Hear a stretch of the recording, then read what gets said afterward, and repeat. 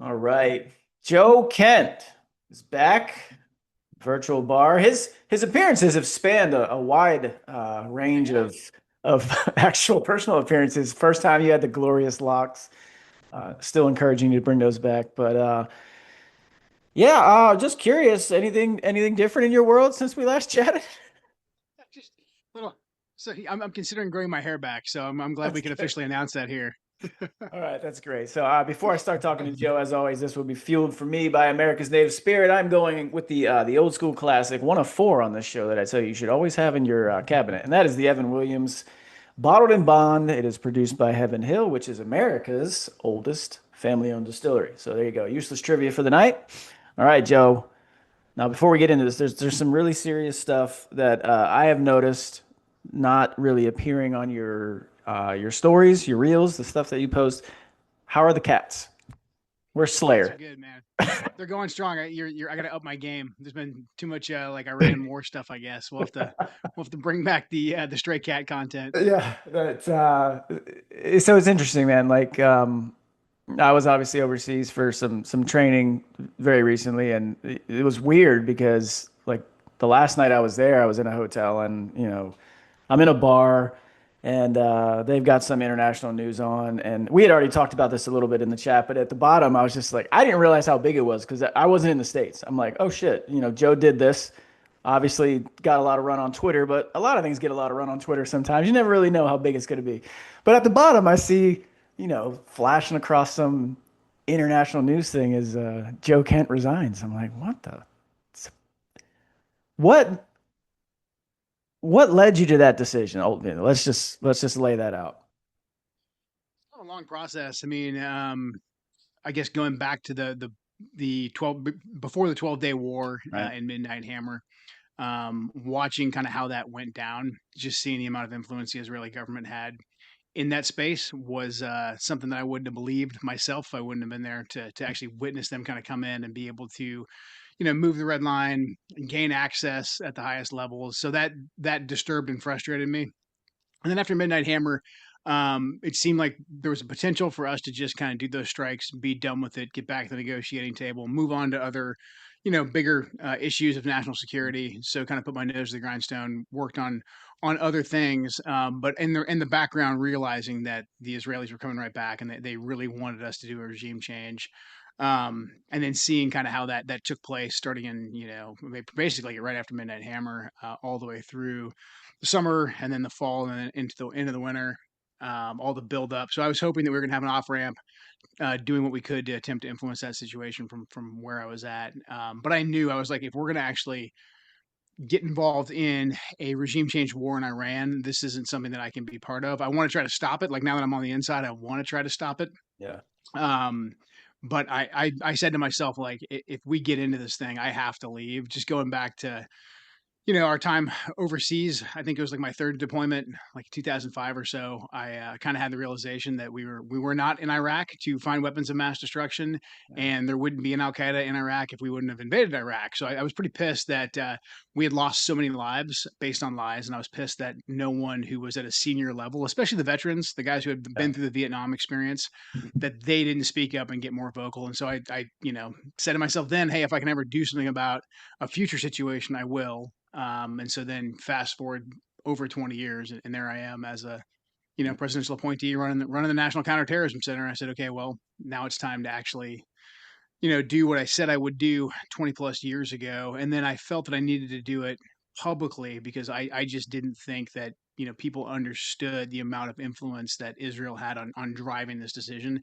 And I think that's something that we need to know as American citizens for us to have that like discussion, that knowledge, but then also so that the president could understand that the people who voted for him, who campaigned for him, the vast majority of us, like we do not support this, so that he can actually hopefully hear us and hopefully choose a different course.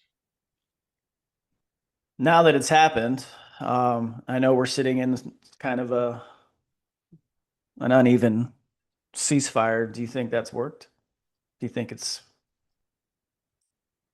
talking it's a about lot? Yeah. Do you what I think it? did or Well, both, I guess. Do you think maybe you had some influence on the decisions that were already being made in terms of ending the war, getting to a ceasefire, or just ending it in general. But because let's be honest, you called it, you said what was going to happen. You knew it's just part of the game that people were going to come out and attack you, and it seemed like just about everyone did. Um, a lot of people that from the outside, it's just like whatever, that's ticked up, but you're going through that. Like honestly, how does that make you feel, man? Like you're doing something that you're standing on principle. You have the resume to back everything you're claiming. Like you're not just some dude who's like, oh, I don't think we should go to war. It's like, no one really has the resume that you have that you're presenting this case for. And for that to still be treated that way, I mean, we got all these quotes, right? Like if everyone's thinking the same thing, then no one's thinking, right? And you come out vocally, loudly, get 102 million plus views worldwide on that resignation letter. I mean, that was powerful, man. And for it to be treated like that, were you surprised? I mean, I get that there's an expectation of pushback, but were you surprised that it was or it was received that way? So actually, I've been pleasantly surprised with the amount of like Oh, wow. positive Yeah. feedback and just the amount of traction that it got. I didn't think because when you're in it, I'm like, I'm just some guy that works for There's a bunch of us that work for the Yeah. president. There's 1,000 plus Senate confirmed presidential appointees. Like you're just another guy. I was not primary cabinet, so I didn't think that it was actually going to get as much traction Yeah. as it did. And obviously, I knew the haters were going to come, and I knew there was people who like their job that they're paid for was going to be to attack me. So I think some of like the more nasty stuff online that people might read if they don't understand politics, they'll be like, "Wow, that's horrible, man." And I appreciate people will reach out and be like, "Oh my God, did you see this thing that this person or that person said? Like, it was really nasty, really below the belt." And usually I'm like, man, that person doesn't even know me. They're this is what they do. Like they Right. have to attack me. And even some of my former colleagues who like actually I still have like no ill will towards. When I see them attack me, I'm like, yeah, I kind of knew like you had to do that. So I've actually just been pleasantly surprised with the amount that it resonated and to see that people actually have been paying attention because that was a big concern I have because Israeli involvement in the government, Middle East, Iran, all that. They're somewhat they shouldn't be niche topics because they consume so much bandwidth and taxpayer money, and people have died for these issues. But I was always like, do people even understand this? Or are they interested? But obviously, I think considering, like you said, it got a lot of traction. There have been a lot of people Yeah. paying attention, so that's actually kind of been a white pill in the whole ordeal. So we're at the ceasefire now. I know you've had some thoughts on it that you've put out there on Twitter or X, whatever the hell people call it. How are you feeling now? We're a few days into it. You feeling confident? Cautiously optimistic. The fact that we're going forward, the vice president's leading the Yeah. ceasefire talks. That's a pretty Yeah. heavy weight for us to. That's showing the Iranians that we're taking this very seriously. Like we're sending the number two guy in America to go have a conversation with the Iranians. So on that note, I'm cautiously optimistic. It sounds like we got the Israelis to kind of calm down because, like I said, that video I think that they did pretty well. Right when the ceasefire was brokered, I was just like, "Hey, you never first order of business, man. You got to restrain the Israelis, Yeah. otherwise they're going to try and break the ceasefire." And in very short order, I think less than 8 hours, they took one of the biggest strikes they've taken in Lebanon. Um, so it sounds like President Trump actually put in some calls, or someone did, and the Israelis have calmed down for right now. I don't expect any of that to last. We will be tested again. The Iranians will be tested again. So I think a lot is going to be riding on our delegation and the Iranian delegation to kind of like look past all of the little things that could get in the way and kind of focus on what the main issue is. A problem that we have is that we're now in a worse situation. Even though I know we Yeah. militarily we have kicked the crap out of the Iranians. Like that's no one's disputing that. And if America kicking the crap out of countries resulted in the change that we wanted, you and I be having this Yeah. conversation like in Kabul or Baghdad, some prime real estate, but we're Right. not. So yeah, yes, we have beaten the crap out of the Iranians. However, the Iranians have come to utilize their strategic advantage that we really can't take away from them permanently, which is geography. Like they can Right. control the Straits of Hormuz to a certain extent. Could we smack them temporarily and take it? Yeah, sure. But they have kind of come into their own on grabbing the Straits, which is something they weren't doing in previous iterations, and so now they are. And so they're really flexing that muscle. So I think we have a very hard lift, and I think we're going to have to eat a little bit of humble pie in the sense of like we're not going to be able to just order around Iran like we previously have been able to. We're going to have to kind of address them as peers, or as someone we're not necessarily peers, but that we respect them. Yeah. And that's gonna be hard for us to do because it's a war and it's heated. But again, man, the fact that the vice president's there right now, I'm cautiously optimistic. This is the right move by the president. I know he's getting a lot of pressure from the same people that are attacking me right now are saying like, why is the president doing this? Like they should just be kicking the crap out of Iran. Go, go, go. So Yeah. for him to continue to weather that storm, like I respect the fact that he's doing that.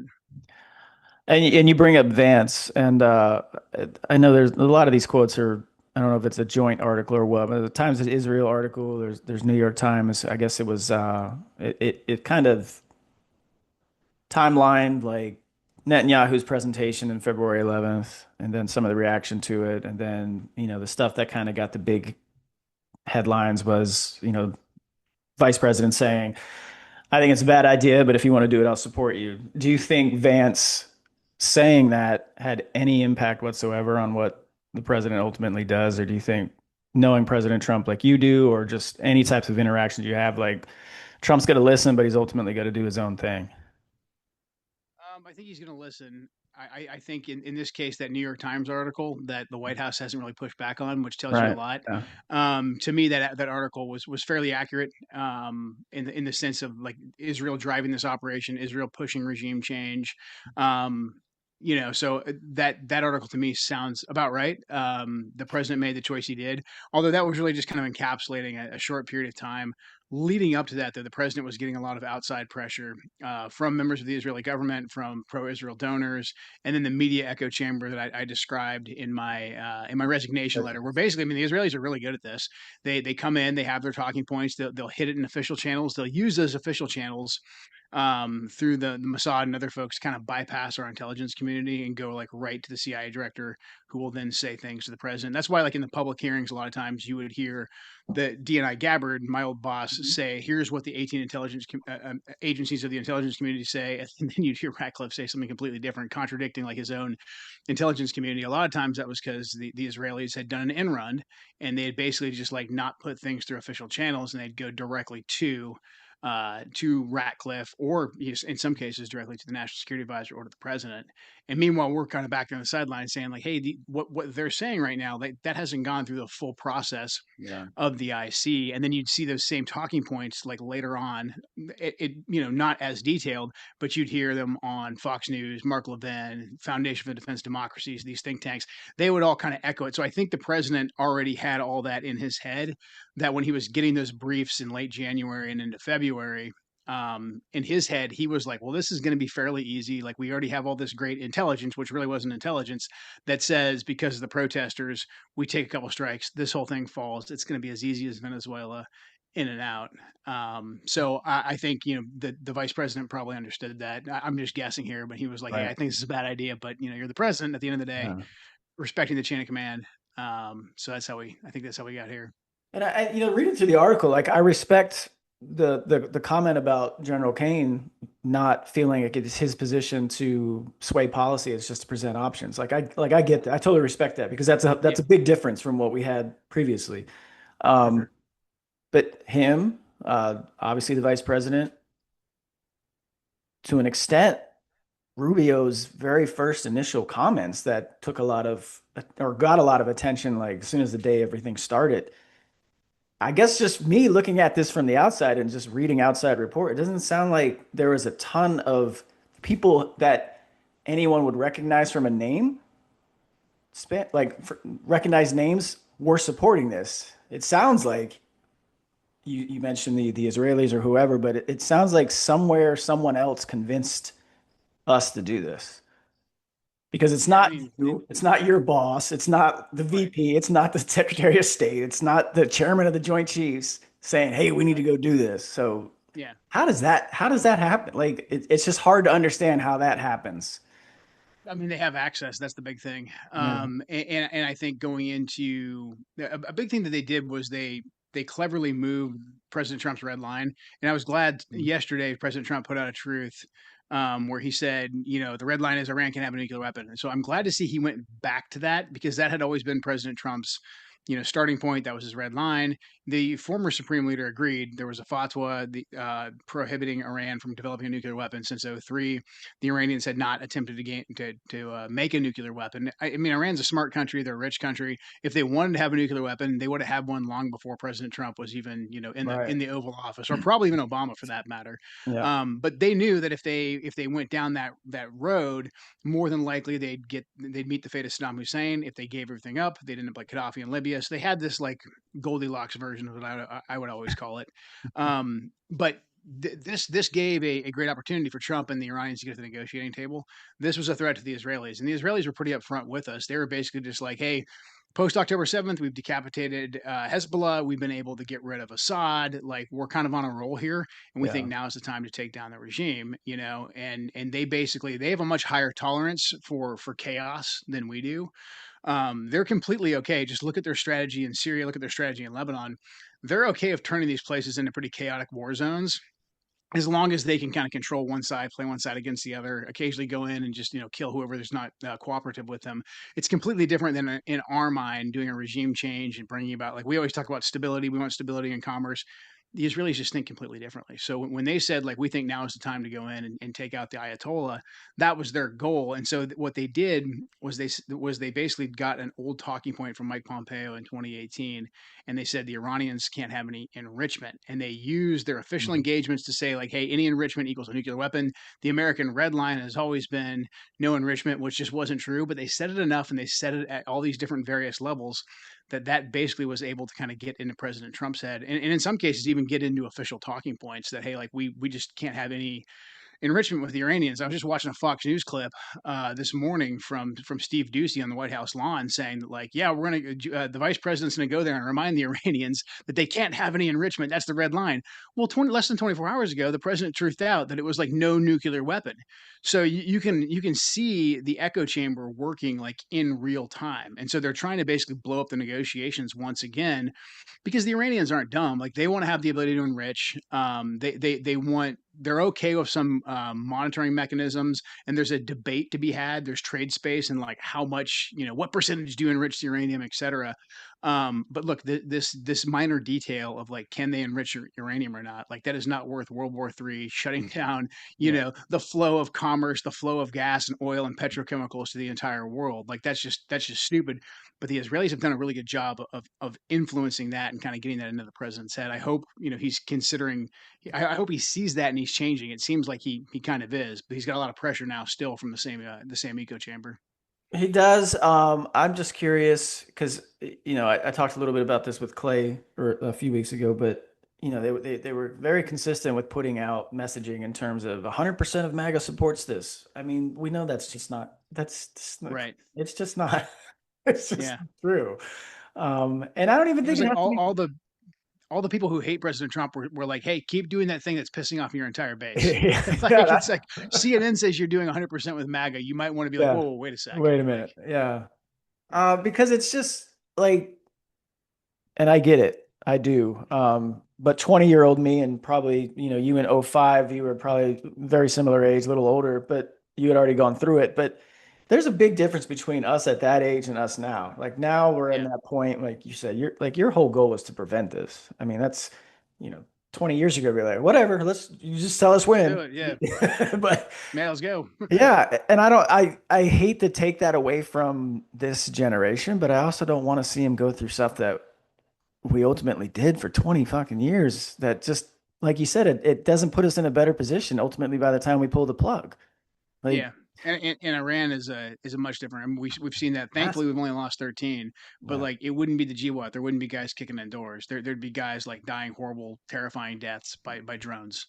Yeah. You know what I mean? Like I don't want to laugh at that because No. it happened to It's those no, guys you're down in right. Kuwait, but Yep. that's just the reality. I mean, so like you're right. I mean, when you're in your 20s and you're young and dumb and you're all full of it, you want to go get it on. I understand that, and I love that about American warfighters. I really Yeah. do.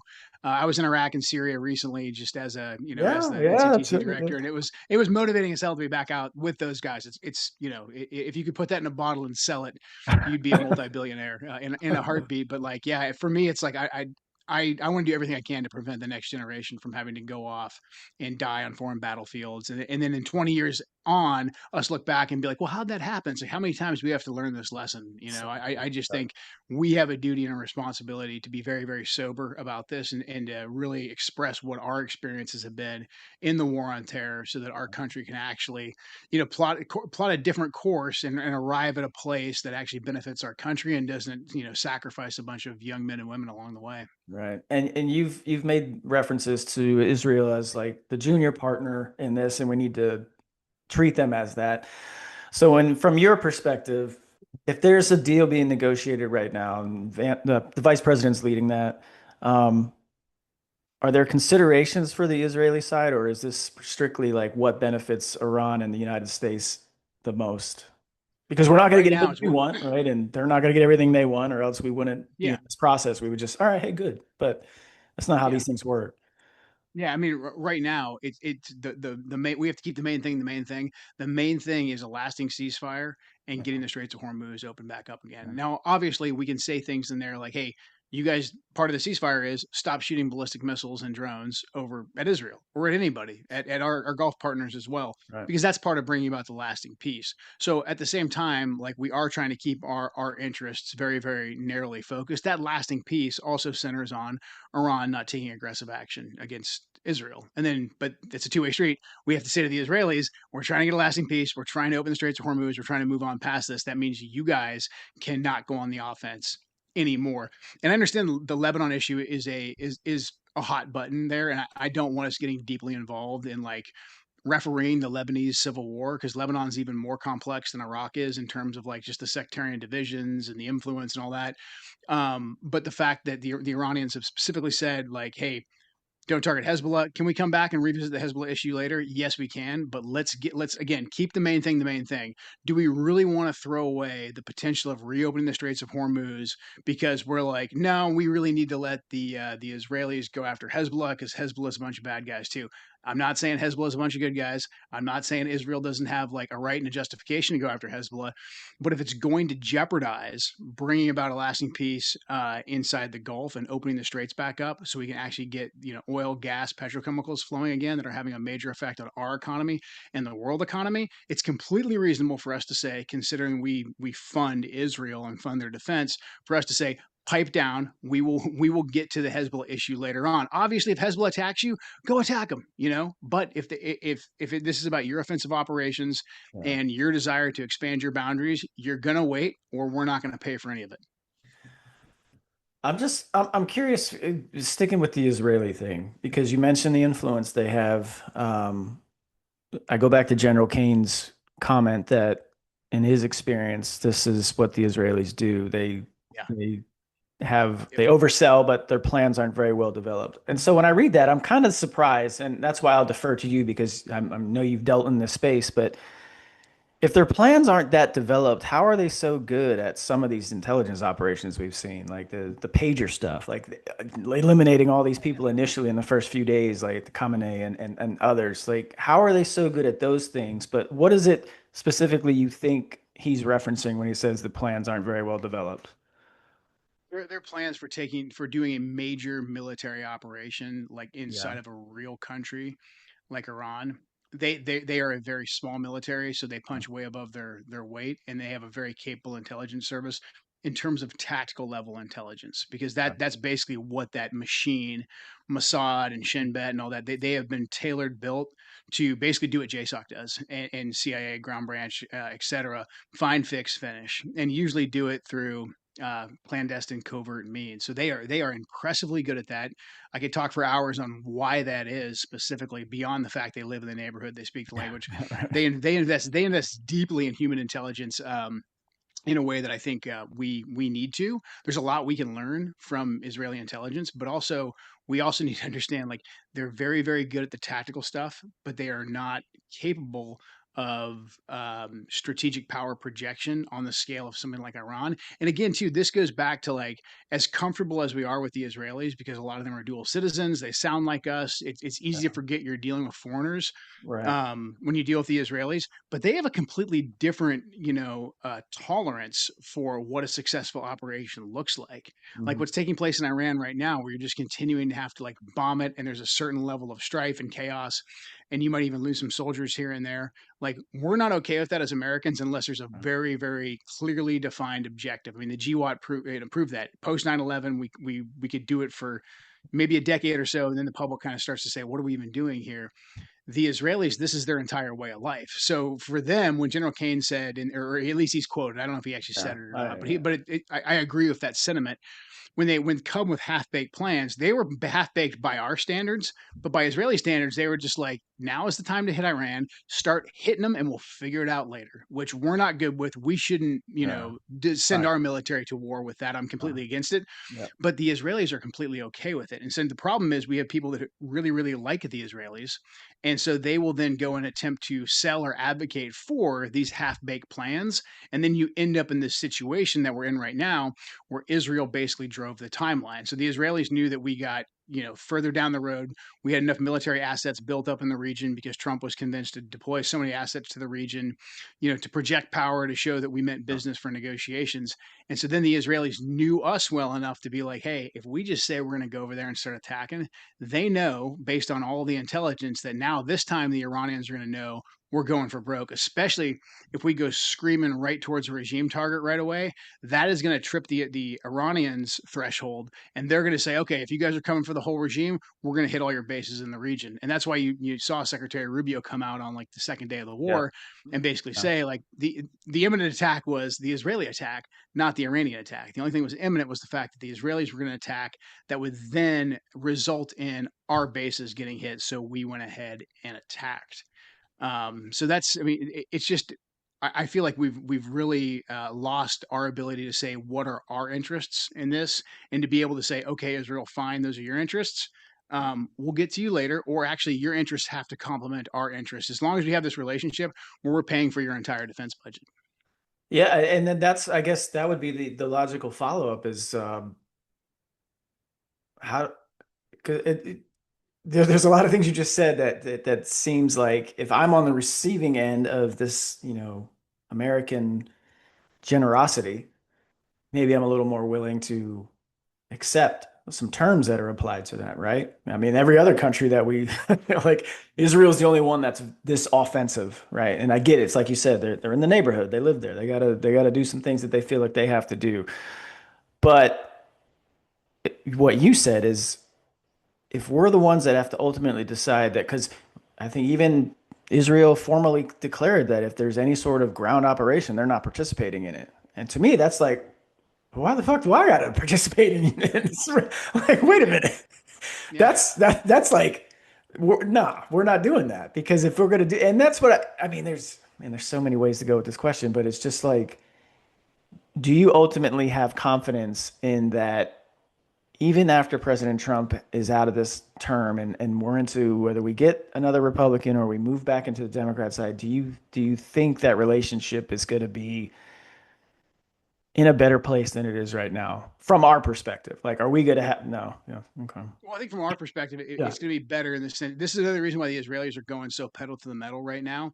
Is they do they know, realize that more than likely, President Trump is the last baby boomer generation president that we're going to have that has like this almost blind affinity yeah, for Israel. I mean, they basically saw how Biden's base almost ate him alive over Gaza, yeah, and now they're seeing I mean, they knew they know American politics so much better than we know Israeli politics.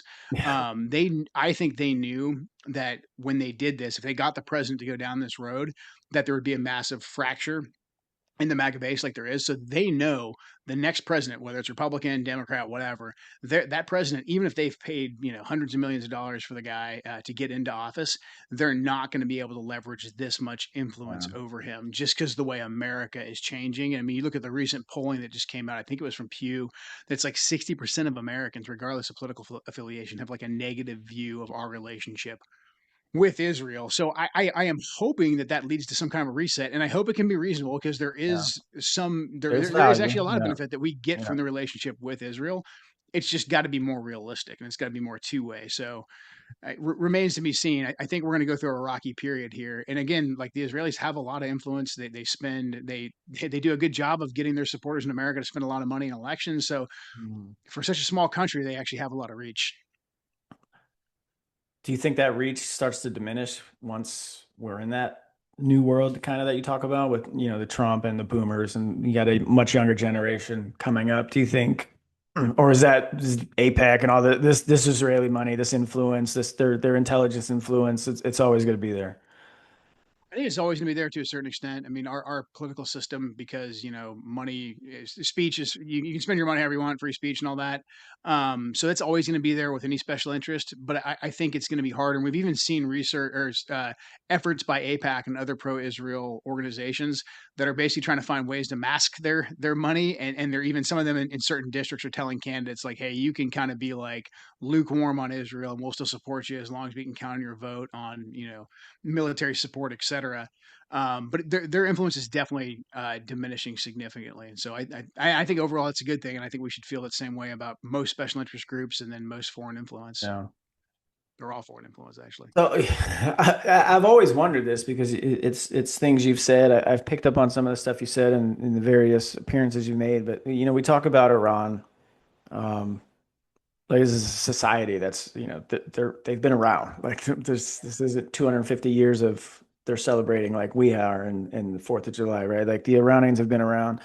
Even President Trump talks about it. He's got, you take him as face value. He's got a lot of friends who are Iranian. There's a lot of bright people in America who have come from that country. Do you think it would be beneficial to try and ally with them? I think it'd Because be huge, man. Yeah, I think it'd be huge. I think a moment like Nixon had when he went to China.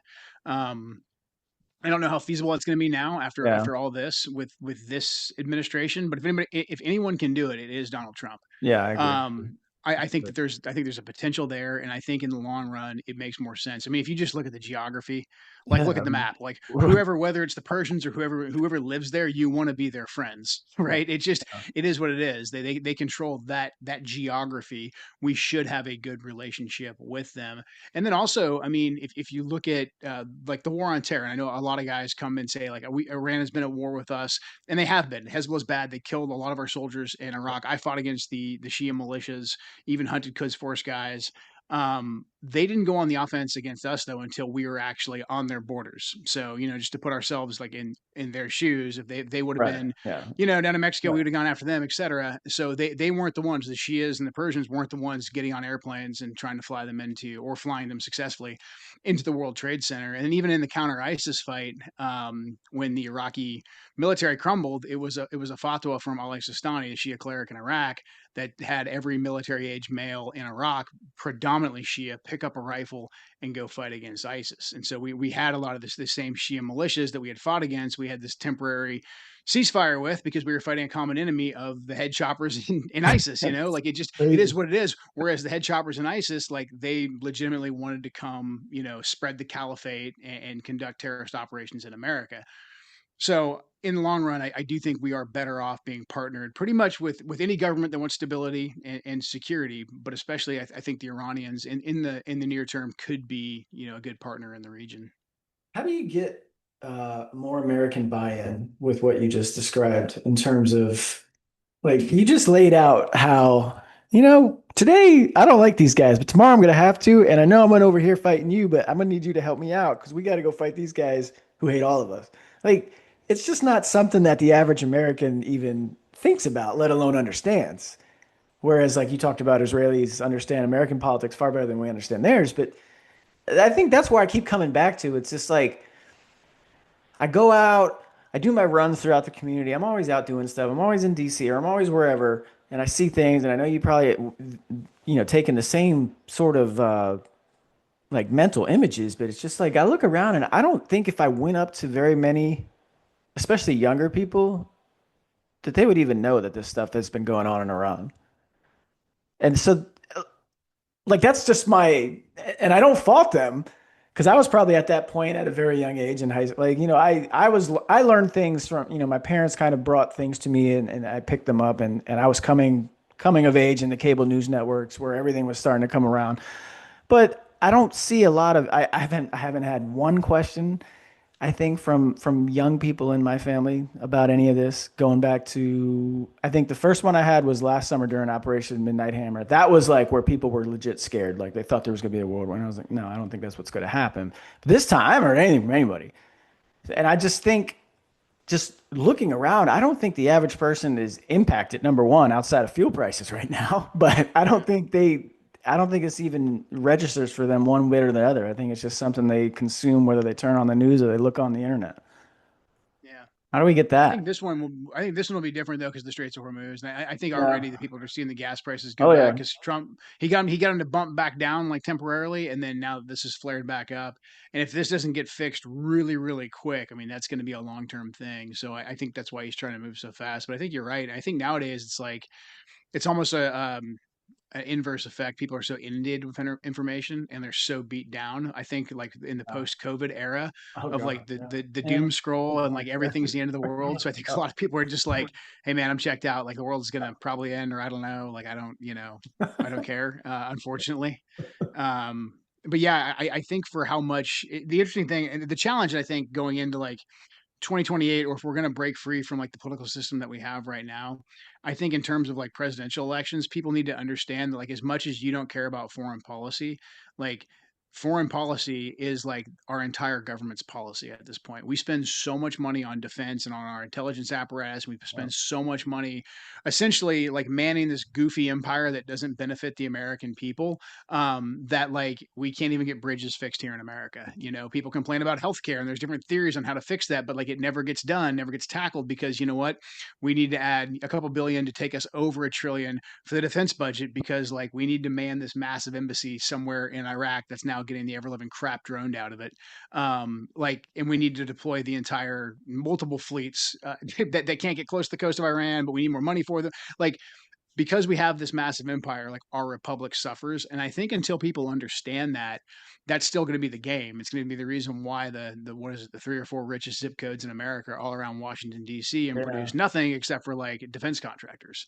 So that's a tough one. I know.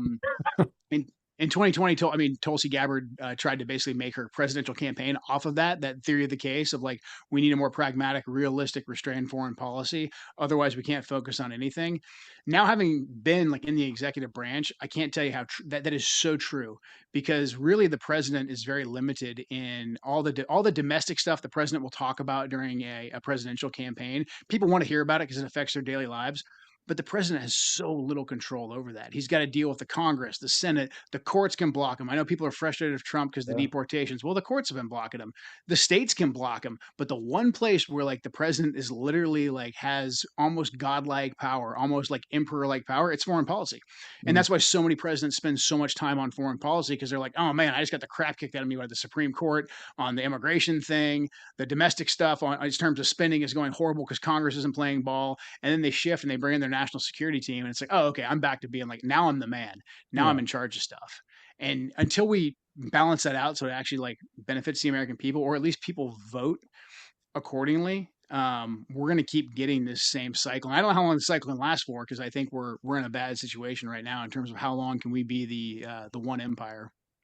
Yeah, and that's why I want to shift this to a little more positive spin before we get out of here. Because I saw you spoke recently at a Catholic, right? Okay. I didn't know you were Catholic. Didn't know that. I, I gave the disclaimer. I was raised Catholic. I go to an evangelical church now. I was raised like pretty basic Christian. Like all Christians Yeah. are kind of our friends, and so it wasn't until like recently I was like, oh man, people are really serious about like the different sects of Yeah, Christianity, yeah, yeah. which I guess makes me not the best or not the most well read Christian. But No, that's yeah, this is I'm fine. So I'm new still, right? I'm only a few years into this, but I've been reading a lot that and there was an article about Catholicism is drawing in Gen Z men.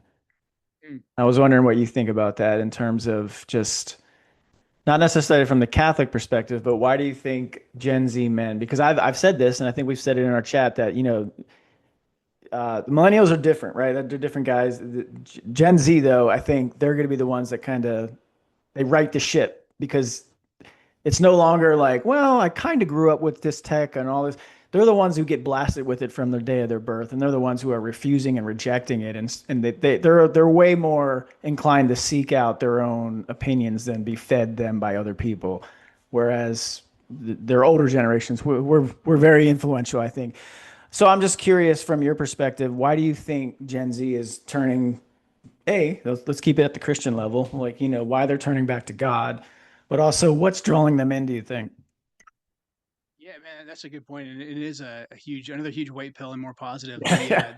The Gen Zers, in particular, like Gen Z males, the things that they are into as like in their Yeah. early 20s, I found them fascinating because like they're into very positive things like Yep. church. Most of them are looking for Yeah. God, looking for purpose.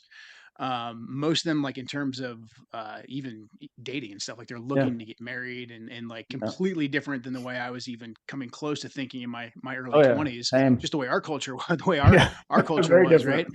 right?